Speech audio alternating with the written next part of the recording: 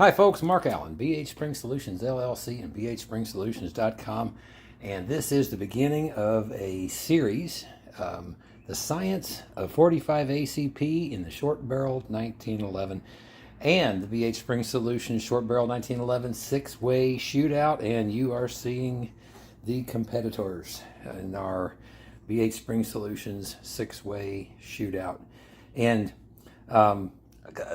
some of the reasons why we are doing this, BH Spring Solutions has, we believe, superior carry components for 1911s and short barrel, all barrels of all calibers of 1911s for that matter, that we believe make a compelling case for the 1911 platform and the short barrel 1911 platform for carry. So one of the things we're going to be doing as this goes along, we're going to be confirming compatibility of some of BH Spring Solutions optimizations and upgrades for the 1911 platform. However, this initial shooting competition is all done with stock or stock equivalent 1911s. And real quick, the two handguns we have here, these were new in the box when we started them in this competition.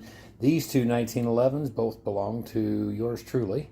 This is a Ruger SR 1911 officer's model and a Rock Island 1911 officer's model.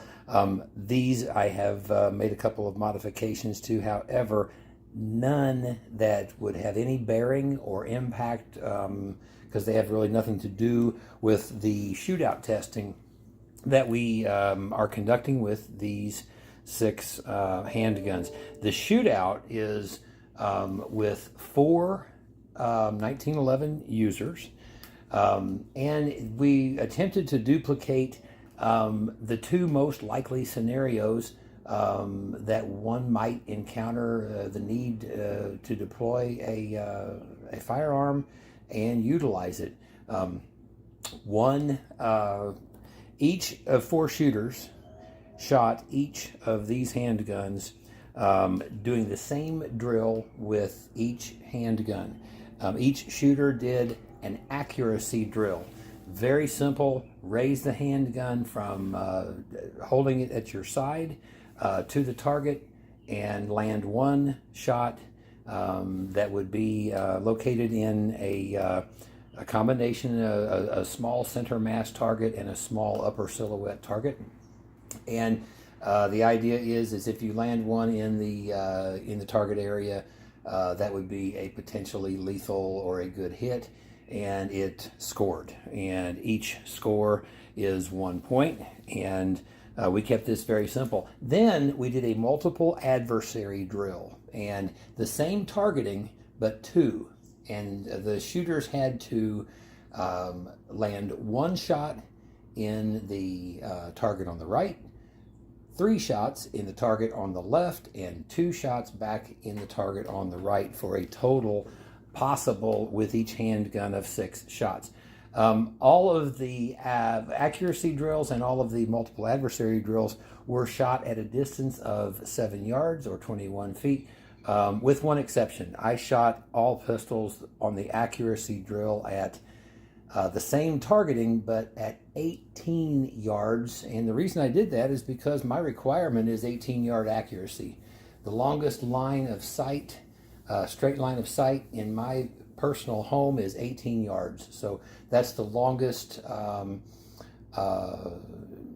indoor shot I would need to make in order to defend my home. And so my personal needs are, I require the ability to make good hits up to 18 yards. So I shot the accuracy drill on all 6 at 18 yards. So why is this such a thing that we need a little science to go along with this entire conversation? Well, real short about that, the reason is because all of those handguns that you just looked at, those are not your granddaddy's 1911. This may not be your granddaddy's 1911 either, but your granddaddy's 1911 looks a lot like it. And this is a 5-inch barrel, 1911 handgun, very similar to the way John Browning designed it. Uses the 45 ACP in a 5-inch barrel, just the way John Browning designed each of those. And this is the 1911 that, you know, Granddad can get out every 4th of July and run a few more magazines through it, and it functions wonderfully, and he's never had to do anything to it, and it's maybe never had a new spring in its life, and it's been his, you know, since 1963. And this is, and I am talking about a lot of folks, Granddaddy's 1911s, all kinds of margin. And we're going to be learning about margin and the importance of it in design work, the importance of it when we start shortening a barrel and keeping the caliber the same. And we'll be talking about that. The reason that this is a thing. And for just a moment, what I kind of want to explain to you, you know, a little bit generically, all of these handguns that you're looking at, the 7 here, these are all different handguns. And they are all based on the 1911 platform. Most of each of these guns, from approximately the breech rearward, these are extremely similar firearms. Many common parts, many unchanged parts. From the breech forward, and when you get to the barrel and then out to the end here, that's where things start changing. 5-inch, 4.25 inch, 3.0 inch on both of these, 3.6, 3.5, and 3.1. All of these are different handguns, and all of these are 1911 platform based. Real quick, what do we mean when we say, when we start shortening the barrel, keeping the caliber the same, we start sacrificing margin, or margin starts going away? Here would be one example. This round was made to shoot from a 5-inch barrel. When we start to shorten the barrel, we start to lose velocity of the bullet. There's less barrel, less possible pressure buildup behind the bullet, and so we notice that velocity suffers. So this is a loss of margin. Another loss of margin is in functionality and in the design work that has to go into them, and here's where we can demonstrate that probably better than anything. Granddaddy's 1911 has a recoil spring that looks like that. That recoil spring can go for a long time. Many 4th of Julys, like decades of them. It will weaken, and the gun will continue working. The gun will continue working because even when these coils stop spreading out so much, there's so much margin here, and there's so many of them, it's going to keep making the slide go back into battery. You'll have less control of the slide. It's going to be, you know, cycling faster. It's going to be, what we say, recoiling harder. But there's so much margin in that system going in that that this is the primary reason that Granddaddy's 1911 keeps coming out of the drawer every 4th of July and just keeps cycling beautifully and making him very proud. It's a proud design. One of the proudest parts about the design was John Browning, and we remember him saying, build it strong enough, then double it. And we've assumed always that he lived by what he said, and he did what he said. So our notion is that in Granddaddy's 1911 5-inch barrel design, that probably margin is at least doubled all over the pistol. And that is the reason why you can have so many years of not replacing a recoil spring, because there's just so much of this recoil spring. Now, we shorten the barrel only 3/4 of an inch, and we go down to a 4.25 inch barrel, and we just shortened the recoil spring by that much. So what that means is we're now expecting this much spring to handle the same energy as this spring was originally designed to do for this caliber. At this point, we just sacrificed some margin. We sacrificed margin a couple ways. We have 3/4 of an inch less bullet barrel to get behind that bullet for velocity and accuracy purposes. And we also have less recoil spring to handle the energy. And you will find that our recommendation actually now today for a Commander recoil spring, definitely probably not more than 2,000 rounds. Best practices approach, change it at every 1,000 rounds. Its life in year 1911 are just going to work better that way, and recoil springs just don't cost that much. Okay, so we had an original single recoil spring in Granddaddy's 1911, and it generally stayed a single recoil spring down to 4 1/4 or Commander length. We just find that the spring was shortened. We run now another 3/4 of an inch down to 3.5 inch barrel, and many officers' models, here's a Rock Island right here, contain still a single recoil spring. And now we're down to this. We're going to see if we can flip the paper over and maybe the video will be able to show you the differences in these.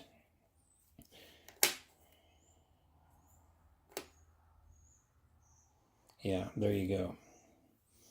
The biggest symptom of this Granddaddy's recoil spring needing to be changed is probably you start to get a higher slide cycle rate. Means that slide is coming back and having the collision with the back end of recoil with the frame in a hotter way than it would if you had a stronger spring in there. And which of course is kind of obvious. It's probably not going to malfunction because your slide doesn't go into battery anymore.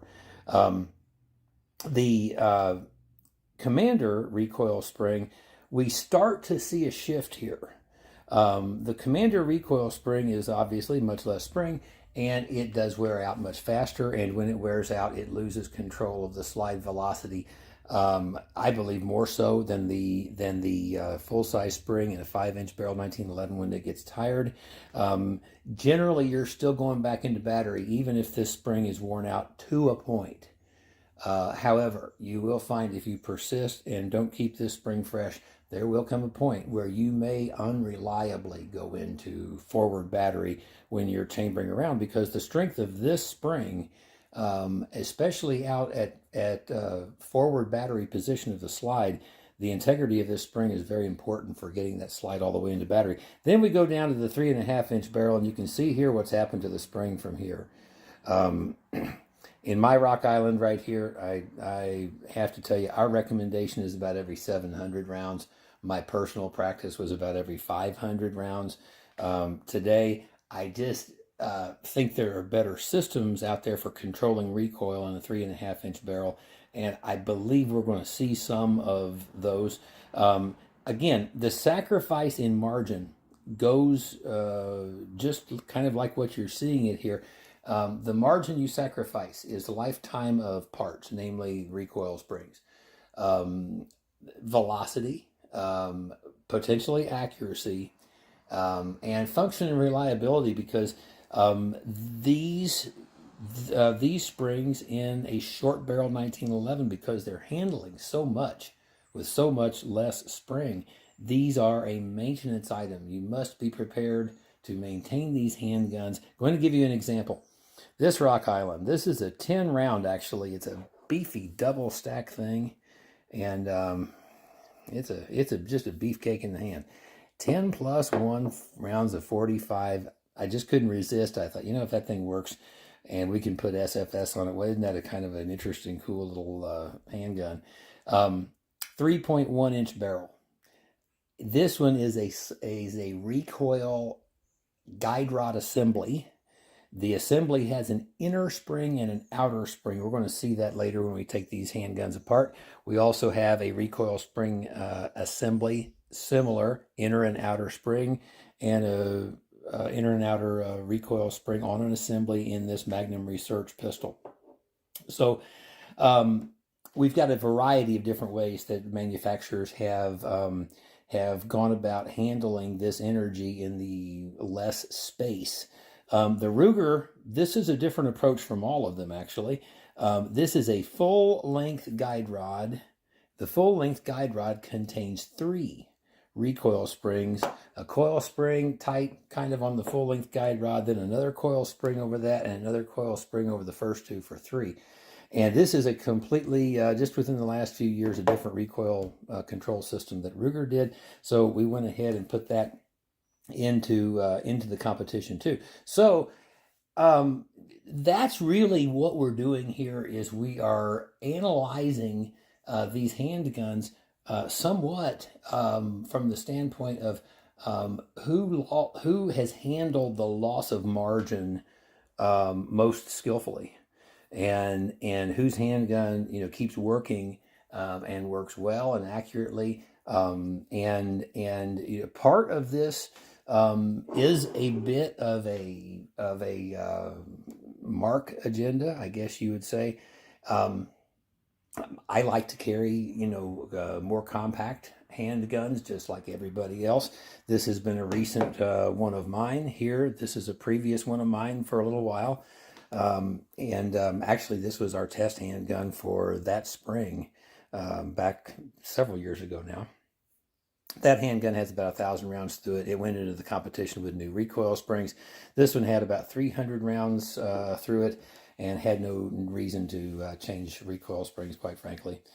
So this is what we're doing. We have a Rock Island 4¼ inch barrel. This is their tactical model, or kind of an upgraded model. This is a longer barrel than all the other handguns in the competition at 4¼ inch. But we hadn't really tested this grade. It has an expanded mag well, came with an 8-round magazine, has a tunable trigger, has a fiber optic front sight. A lot of cool stuff on these, and they're always a good price. And I thought, well, you know what? We'll just include that one. Also, it creates sort of a baseline for us, because this being a 4¼ inch barrel, the next longest would be in 3.6, 3.5, 3.1, and then 3 and 3. We thought it would just be interesting to include it, so we did. Magnum Research 1911, MR 1911 USS. It means undercover, I do believe. It came with a 7-round magazine, and really a lot of nice features on it. Almost an identical handgun, frankly. The Kimber, and I believe that's an Ultra Carry 2. And again, same barrel length. Honestly, quite a bit of copycat going on between these two companies on these two handguns. Both of these are aluminum frame. That was another thing that kind of drew us, actually, to both of these, was the aluminum frame and the lightweight nature of those two. This little hog right here, that is the 3.1 inch double stack 45 from Rock Island. That was kind of, it's maybe a novelty gun to a lot of guys, but you know what? If you got that much room in something to carry, and you can carry that much 45 in that much space, that's, could have a practical application in there somewhere. Rock Island makes a base grade, which is what this is, 1911, and I'm going to show you. This is what that looked like originally when new. This is what the Ruger looked like originally when new. Again, no components like sights, barrel, accuracy things. Nothing has been changed out in these two handguns. So we went ahead and we included them. And that being the SR 1911 officer's model and the Rock Island officer's model. And so there you have it. Those are the pistols that are going to compete. And we're going to see how each one of these does or does not do well in handling this additional or less margin in their systems. And we're going to look for evidence that, that our theory is true.